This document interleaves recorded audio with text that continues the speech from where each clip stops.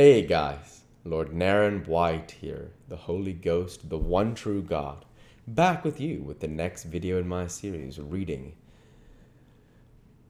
The Adventures of Tom Sawyer by Mark Twain. Without further ado, returning to The Adventures of Tom Sawyer as read by Lord Naren White. It was believed that the search for the bodies had been a fruitless effort merely because the drowning must have occurred in mid-channel, since the boys, being good swimmers, would otherwise have escaped to shore. This was Wednesday night. If the bodies continued missing until Sunday, all hope would be given over, and the funerals would be preached on that morning. Tom shuddered. Mrs. Harper gave a sobbing good night and turned to go. Then, with a mutual impulse, the two bereaved women flung themselves into each other's arms and had a good, consoling cry, and then parted. Aunt Polly was tender, far beyond her wont, in her good night to Sid and Mary. Sid snuffled a bit, and Mary went off crying with all her heart. Aunt Polly knelt down and prayed for Tom so touchingly, so appealingly, and with such measureless love in her words and her old trembling voice, that he was weltering in tears again long before she was through. He had to keep still long after she went to bed, for she kept making broken-hearted ejaculations from time to time, tossing unrestfully and turning over. But at last she was still, only moaning a little in her sleep. Now the boy stole out, rose gradually by the bedside, shaded the candle-light with his hand, and stood regarding her. His heart was full of pity for her. He took out his sycamore scroll and placed it by the candle. But something occurred to him, and he lingered considering. His face lighted with a happy solution of his thought. He put the bark hastily in his pocket. Then he bent over and kissed the faded lips, and straightway made his stealthy exit, latching the door behind him. He threaded his way back to the ferry landing, found nobody at large there, and walked boldly on board the boat, for he knew she was tenantless except that there was a watchman, who always turned in and slept like a graven image. He untied the skiff at the stern, slipped into it, and was soon rowing cautiously upstream. When he had pulled a mile above the village, he started quartering across and bent himself stoutly to his work. He hit the landing on the other side neatly, for this was a familiar bit of work to him. He was moved to capture the skiff, arguing that it might be considered a ship, and therefore legitimate prey for a pirate. But he knew a thorough search would be made and that might end in revelations. So he stepped ashore and entered the woods. He sat down and took a long rest, torturing himself meanwhile to keep awake, and then started warily down the home stretch. The night was far spent. It was broad daylight before he found himself fairly abreast at the island bar. He rested again until the sun was well up and gilding the great river with its splendor, and then plunged into the stream. A little later he paused, dripping upon the threshold of the camp, and heard Joe say, "No, Tom's true blue, Huck, and he'll come back. He won't desert. He knows that would be a disgrace to a pirate, and Tom's too proud for that sort of thing. He's up to something or other. Now I wonder what." "Well, the thing is ours anyway, ain't they?"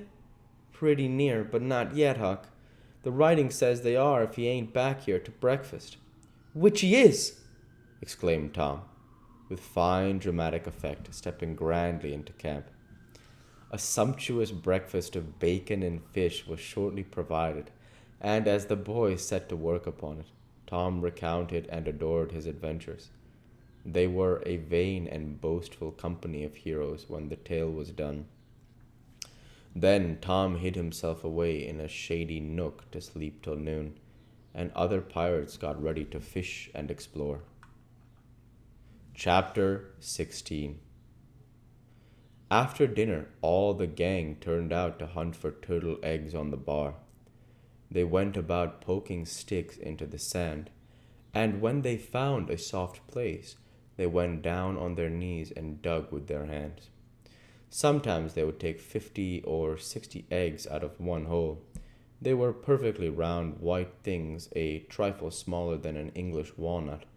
They had a famous fried egg feast that night, and another on Friday morning.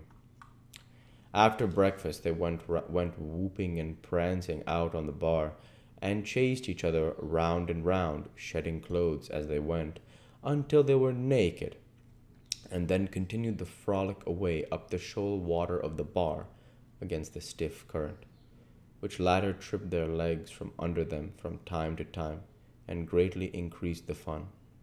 And now and then they stooped in a group and splashed water in each other's faces with their palms, gradually approaching each other, with averted faces to avoid the strangling sprays, and finally gripping and struggling till the best man ducked his neighbor, and then they all went under in a tangle of white legs and arms and came up blowing, sputtering, laughing, and gasping for breath one and the same time. When they were well exhausted, they would run out and sprawl back on the dry, hot sand and lie there and cover themselves up with it.